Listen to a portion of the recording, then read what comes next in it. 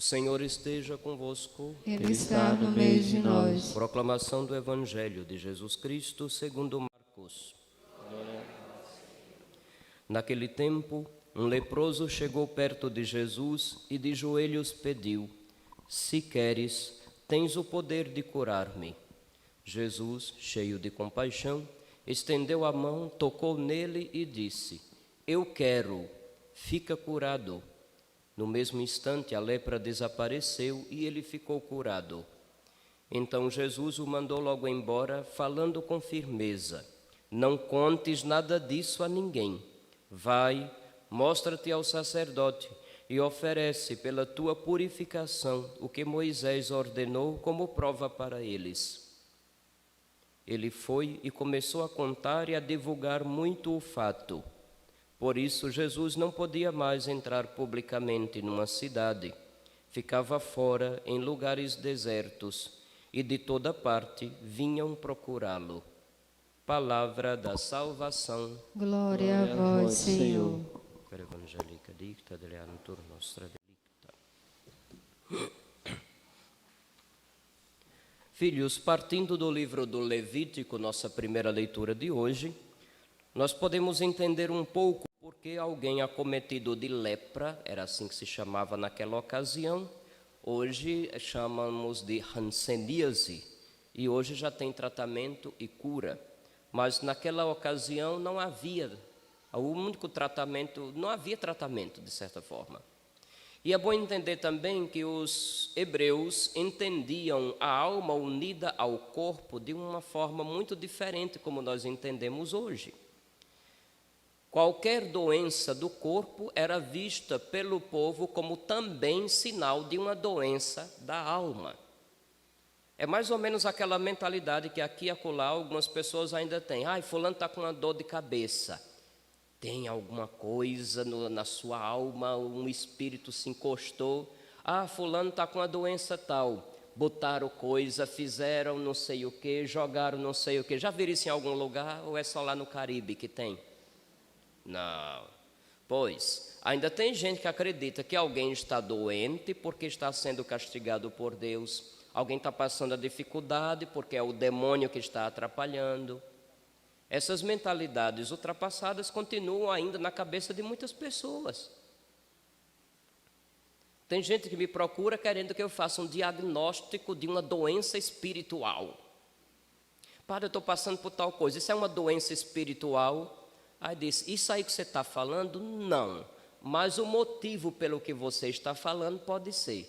As pessoas olham com cara de estranheza. O que é doença espiritual? Doença espiritual é quando você abraça o pecado e vive nele como se nada tivesse acontecido de anormal. Isso é doença espiritual, está no pecado, está longe de Deus. É você negar a vida da graça que Deus lhe deu. Isso é doença espiritual. O seu pecado cultivado e nunca abandonado, isso é doença espiritual. Me entendem? Cuidado com certas mentalidades pagãs e também com certa mentalidade do protestantismo atual. Muitas seitas botam isso na cabeça do povo, que qualquer enfermidade é algo espiritual que está acontecendo, e se não for para X número de reuniões, sessão de descarrego, sessão disso, sessão daquilo, a pessoa não se liberta. Aí, em vez de se libertar de uma suposta doença espiritual, a pessoa acaba se tornando prisioneira de uma nova doença, que eu não vou dizer o nome para não espantar alguns. De fato, a doença espiritual é o pecado quando é abraçado e levado adiante sem nenhum arrependimento, sem nenhum propósito de emenda, sem nenhuma admissão, acusação própria do pecado, sem nenhuma confissão, sem nenhum desejo de reparação. Isso é doença espiritual. Por que eu já estou falando isso? Quando a pessoa não se toca, não se arrepende, nem propósito de emenda, nem confissão. Vocês estão observando o que são os passos do sacramento da confissão? Ou não perceberam ainda? Que o povo acha que confissão é só, o padre está confessando, aí vai lá, entra na fila e fala qualquer coisa, muitas das vezes nem pecado é. São situações da vida onde a pessoa está na dúvida de se faço isso ou se faço aquilo. Não, isso não é confissão. Para a confissão são necessários 5 passos. para o sacramento, para que ele possa ocorrer de uma forma decente, digna e que possa acontecer com todos os frutos que ele pode dar. Primeiro, um exame de consciência. O leproso, naquela ocasião do Evangelho, sabia da sua condição, sabia que estava fora da vida da comunidade, porque aquela condição de leproso o colocava como uma espécie de situação de excomunhão. Era assim que a lepra era vista naquele instante. A gente se dá conta que o pecado me coloca fora da comunhão da igreja? Ou será que mudaram o catecismo e não me avisaram? O pecado, quando ele é abraçado como estilo de vida, coloca a pessoa fora da comunhão com a igreja, porque a única vida do corpo místico de Cristo, que é a igreja, é a vida da graça. Por isso que é muito estranho quando pessoas em situações públicas de pecado ficam levantando bandeira querendo o direito a uma bênção, a um suposto sacramento. Isso é estranho, muito estranho. Claro que a gente vai sempre abençoar as pessoas, desejando que a vontade de Deus prevaleça na vida da pessoa. Mas a situação de pecado que alguém abraçou não pode nem deve ser abençoada de forma nenhuma. O leproso percebeu a sua situação de excomungado, sabia que devia estar fora da vida da comunidade. Isso é o exame de consciência. Mas ele fez um propósito de se colocar inteiramente nas mãos de Deus, que era o único que poderia tirá-lo daquela situação. E faz, ao aproximar-se de Jesus, uma profissão de fé. Porque naquela ocasião sabia-se o único que tinha poder para curar alguém da lepra era Deus. Então, quando o leproso se aproxima de Jesus, certamente já havia escutado alguma pregação, já tinha visto algum milagre. E no seu coração já sabia que em Jesus algo mais do que nos outros rabinos estava presente. Talvez ele ainda não soubesse plenamente, mas já supunha, desconfiava, intuía que Deus estava ali agindo naquele homem. Então ele se aproxima, uma coisa que não era permitido segundo a lei, e faz uma profissão de fé e uma entrega total na vontade de nosso Senhor. Se queres, tu podes curar-me, se queres. Quantas vezes a gente reza dizendo para Deus, eu quero isso, e o Senhor vai ter que fazer para mim. Já viu a diferença da oração do leproso que conseguiu a graça e as orações que nós repetimos todo santo dia e a graça nunca chega? Ou não notaram ainda a diferença? A diferença é que aquele homem colocou-se inteiramente à disposição da vontade de Deus, enquanto que nós queremos toda hora que Deus se coloque à disposição de nossas próprias vontades. Aí que está a grande diferença. Se queres, tu podes curar-me. Querer. Querer não é uma questão de sentimento. Quem age pelo impulso do sentimento não tem uma vontade bem educada. Torna-se refém dos seus sentimentos e paixões. É necessário querer. Quando uma pessoa reconhece que está no pecado, é necessário querer a própria conversão. Querer para si uma vida santa. Se eu não me engano, parece que foi na história de Santo Tomás de Aquino, quando uma das suas irmãs fez a pergunta: qual é a coisa principal para a gente ser santo? Na mesma hora o santo respondeu: querer.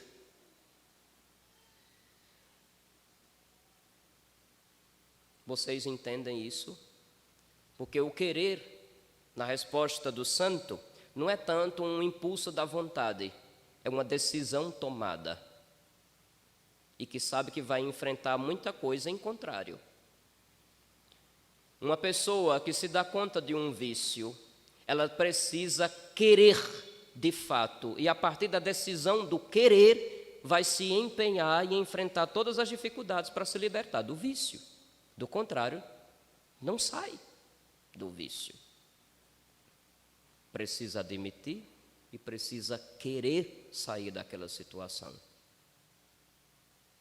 Então, o leproso, sabendo que sua situação de pecado só seria uma libertação, aconteceria com a intervenção direta de Deus, se coloca inteiramente nas mãos de Deus. Se queres, tu podes curar-me. É uma profissão de fé. Jesus não apenas disse para ele ficar curado. Nosso Senhor toma uma atitude que, segundo a lei, era proibido. Era proibido as pessoas sadias se aproximarem e, pior ainda, tocarem um leproso. Mas aquele que tem autoridade para dizer, foi dito aos antigos, eu, porém, vos digo, é o único que tem autoridade de dizer, eu agora vou agir de forma diferente. De forma diferente precisa ser de hoje em diante. Só Deus tem a autoridade para interpretar ou até mesmo mudar o que o próprio Deus, o que Ele mesmo diz ou faz. E de fato, quando a gente lê a Sagrada Escritura de cabo a rabo, desde o começo do Antigo Testamento, a gente nota diferenças no agir de Deus. Tanto que alguns chegaram a pensar que o Deus do Antigo Testamento não seria o mesmo Deus que Jesus veio anunciar.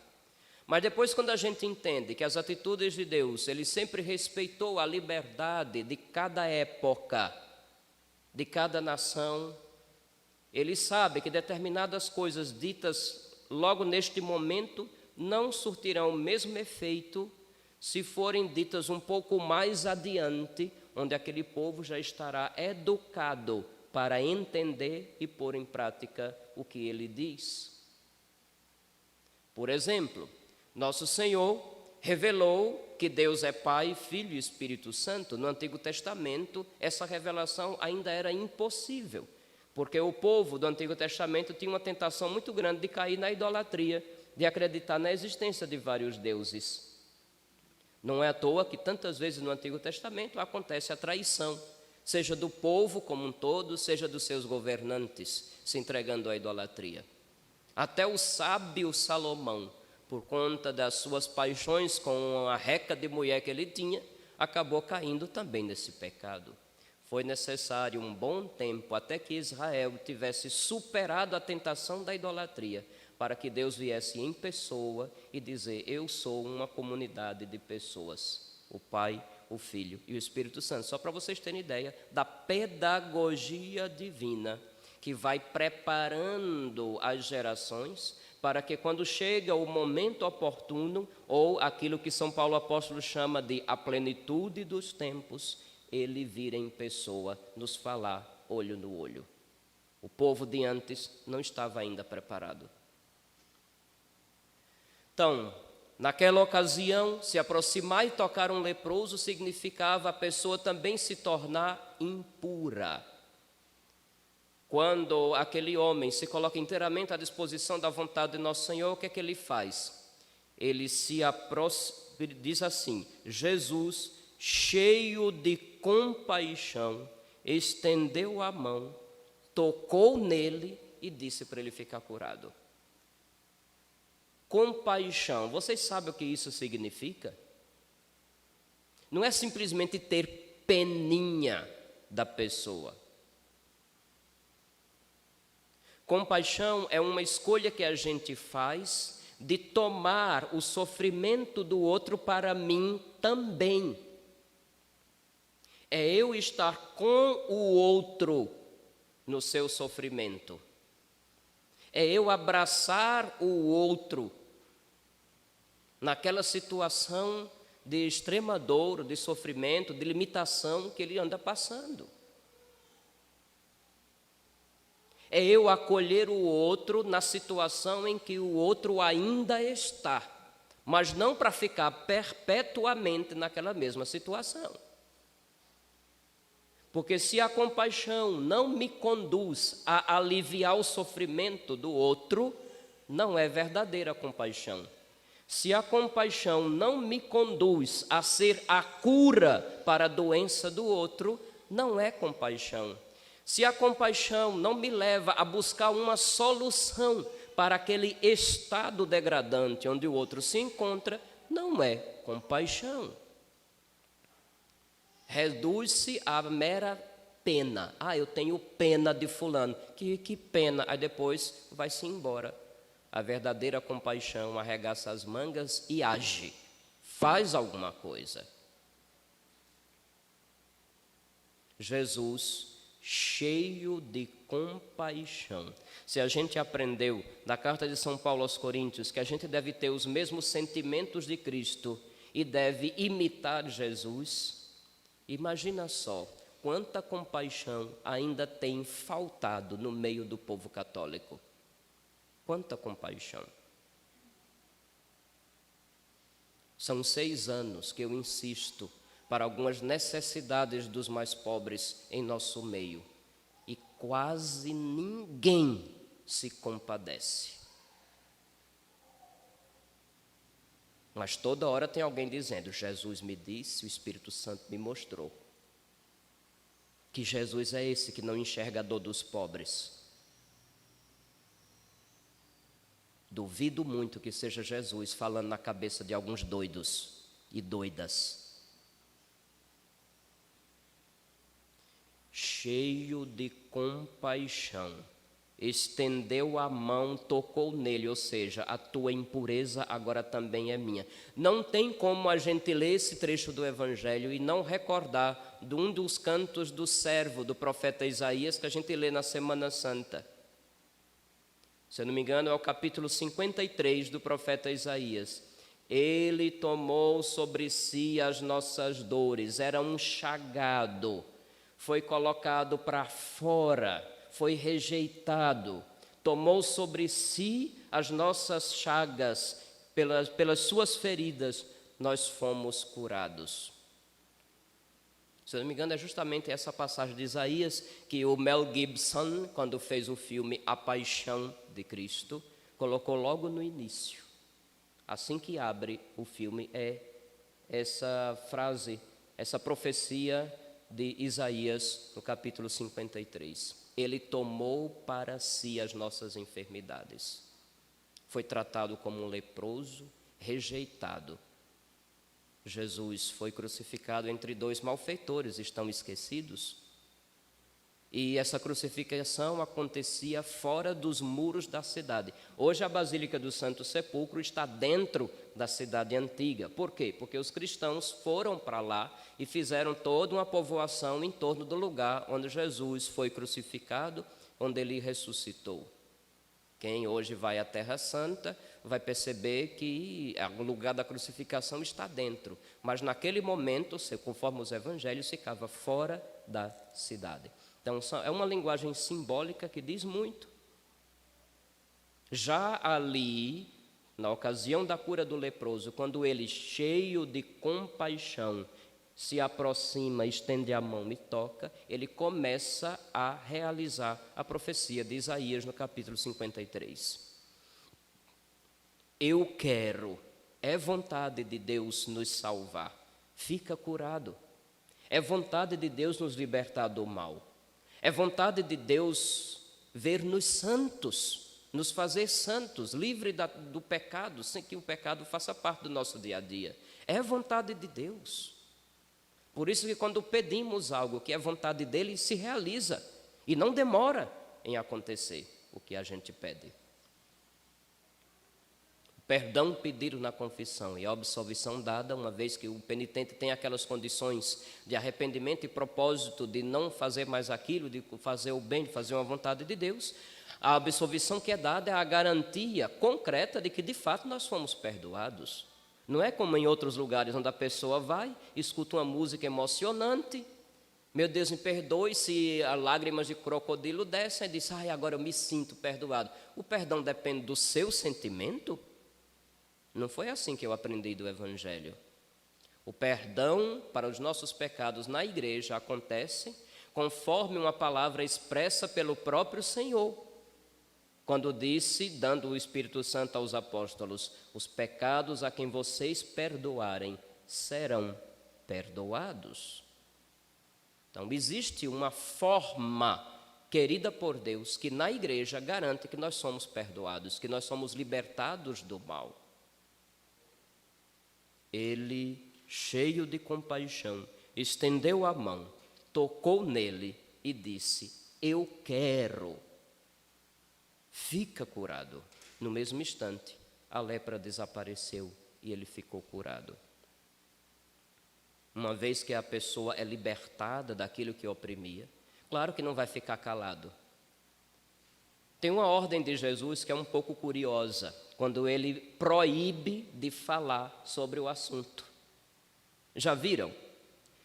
Jesus o mandou falando com firmeza: não contes nada disso a ninguém. É um pouco complicado, né? Porque quando a gente é tocado por Deus de uma forma extraordinária, não tem como a gente ficar calado. A gente não consegue. Não consegue. Me lembro que na minha infância eu fiquei sabendo de como eu fiquei doente de pneumonia, como fui curado da pneumonia, porque eu cresci ouvindo minha mãe empolgada quando se falava de Nossa Senhora, empolgada contando a história como tinha acontecido. Então eu acabei decorando a história que eu não me lembrava que tinha acontecido comigo.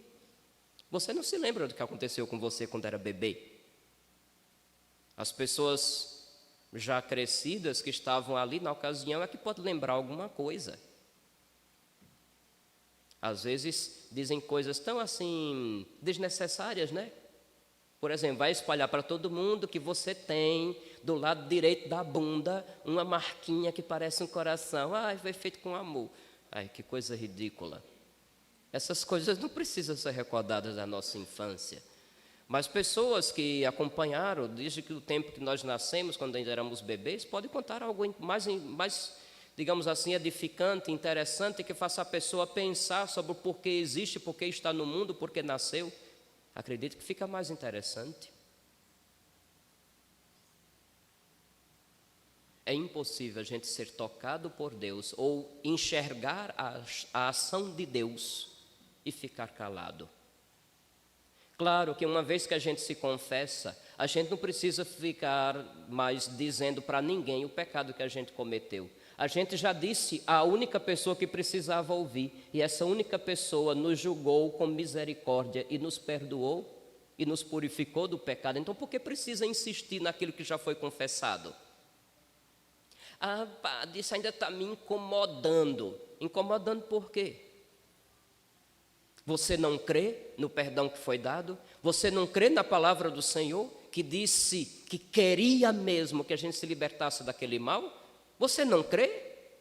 Então, quando eu vejo uma pessoa, depois de muito tempo confessado, isso que eu confessei lá não sei que ano ainda está me incomodando. O que na verdade existe não é a lembrança do pecado que incomoda, é a desconfiança da misericórdia de Deus. Isso é que é o pecado mais grave que precisa ser recordado. Não repetir o que já foi confessado no passado. Aprenda a se confessar pelo amor de Deus. É um ato de fé. É um ato de humildade. Só se confessa quem crê. Só se confessa quem decidiu aprender com Jesus a ser gente. Só se confessa quem reconhece que a vontade de Deus deve ter a primazia. Se queres, tu podes curar-me. Ele se compadece, estende a mão, toma para si a nossa limitação e o nosso mal e diz: eu quero, fica purificado. Não conte nada disso a ninguém, não repita mais a ninguém aqueles males dos quais Deus já operou a libertação na sua vida. Quando a pessoa fica lembrando demais meus traumas, meus problemas, meus problemas, parece que está constantemente voltando a escravizar-se novamente. Parece uma redundância, voltando novamente. Olha, que exagero, olha o meu pleonasmo. Sabe o que é isso, né? Estudar a língua portuguesa, aí tinha alguém fazendo assim. Pleonasmo é aquele vício de linguagem que a gente repete o óbvio que já foi dito. Por exemplo, subir para cima, descer para baixo. Aí se voltar novamente, vai ver novamente, como diz assim, uma terceira, quarta ou quinta vez. Preciso crer.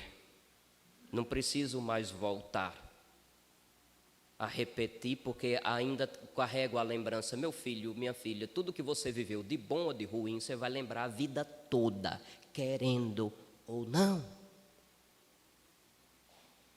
O perdão dado por Deus, recebido com fé, com confiança por nós, é que nos ajuda a olhar a lembrança com outros olhos. Com aqueles olhos que a graça de Deus nos ajuda a ter, para enxergarmos a realidade de outro modo. O perdão que a gente dá à ofensa que o outro nos fez, deve nos fazer recordar da ofensa não mais com indignação, com tristeza ou com revolta, mas com compaixão. Fulano errou comigo. De certa forma, como também eu errei com tantos outros, porque temos as mesmas fragilidades enquanto seres humanos. Mas Jesus também diz: vai, mostra-te ao sacerdote e oferece pela tua purificação que Moisés ordenou como prova para eles. Prova de quê? De que ele ficou curado de uma doença? Não. Como prova de que Emanuel já estava no meio do povo. Deus está conosco. Como prova de quê? De que o mal já está sendo vencido concretamente em nosso meio, de que a salvação chegou, de que o Messias não é apenas um chefe político como eles imaginavam, é muito mais e além. Não é o Buzz Lightyear do Toy Story, né? Ao infinito e além. Alguns olharam agora com a cara de quem assistiu o desenho animado. Aí eu disse uma frase que fez lembrar, né? Lembra do Buzz Lightyear? Aquele robozinho bem futurista, que fica assim, ao infinito e além. Pois é, nosso Senhor, ao curar o leproso e mandar ir ao sacerdote para ser como uma prova para eles, significa que o Messias não é o chefe político que vai libertar Israel do jugo do Império Romano, mas é alguém que faz mais e além, que é mais e além. Ele foi e divulgou, se tornou um evangelizador, contou e testemunhou as maravilhas que Deus fez em favor dele. E mesmo Jesus não podendo entrar, porque aos olhos dos mais rigorosos na religião, ele tinha se tornado impuro porque tocou um leproso. Tem gente que é assim, não consegue enxergar o bem, num bem que é feito. Vocês acham que isso não acontece? Eu fui vítima disso aqui em Laranjeiras. A gente fez uma determinada benfeitoria em um determinado lugar e por vários meses quem era responsável por zelar pelo lugar ficou com a cara desse tamanho, olhando para mim. Existe pessoas que mesmo recebendo o bem, entendem aquilo como sendo um mal. Existem pessoas imaturas ao ponto de pensar desse jeito. Ele foi e anunciou. Mas muitos, em vez de terem enxergado Deus no meio deles, salvando o povo dos seus males, enxergou apenas um homem que tocou no leproso. Por isso que Jesus não podia mais entrar. Mas os pobres, os mais simples, os que certamente sofriam mais, puderam enxergar em Jesus uma salvação, uma solução para os seus males. E mesmo Jesus não podendo entrar nas cidades, eles saíam das cidades e iam até ele. De toda parte vinham procurá-lo. Normalmente Deus faz assim. Na minha terra tem um provérbio que diz assim: o homem põe e Deus dispõe. Se na mentalidade dos homens de religião daquele tempo Jesus tinha se tornado impuro, naqueles outros que eram Zé Ninguém da época, viram em Jesus uma forma de voltar a uma vida na comunidade, a uma vida normal, a uma vida plena. De toda parte foram procurá-lo. Quanta coisa a gente pode aprender de um trecho tão pequeno do Evangelho. São apenas 6 versículos. e que nos ensinam tanto. Aprenda, meu filho, aprenda, minha filha. Deus olha para você com todas as mazelas que você tem e lhe acolhe do jeito que você está. Mas a compaixão dele, que toca na nossa ferida, toca para curá-la.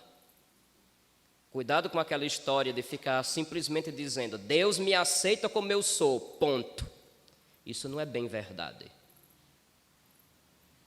Tem muita gente vivendo na safadeza e com a desculpa de que Deus é misericórdia, amor, Deus me aceita como eu sou. Deus lhe acolhe como você está. Mas uma vez que você também quer o que Ele quer, repito, quando você também quer o que Ele quer, se tu queres, tu podes curar-me. Quando você quer o que Ele quer, o encontro com nosso Senhor transforma, converte, santifica, faz você deixar o mal, faz você abandonar o pecado, faz você praticar as virtudes. Então não acaba com essa história de dizer: Deus me aceita como eu sou. Já viram o tipo de gente que diz isso? Adúlteros dizem isso. Pessoas que abraçaram o arco-íris como estilo de vida dizem isso. Entendam a linguagem, porque se eu disser diretamente eu posso de repente ser processado por outras maluquices que dizem por aí. Pessoas que abraçaram o arco-íris como estilo de vida dizem isso. Pessoas que vivem no pecado e não querem sair dele dizem isso. Ladrões dizem isso. E assim vai, e assim por diante.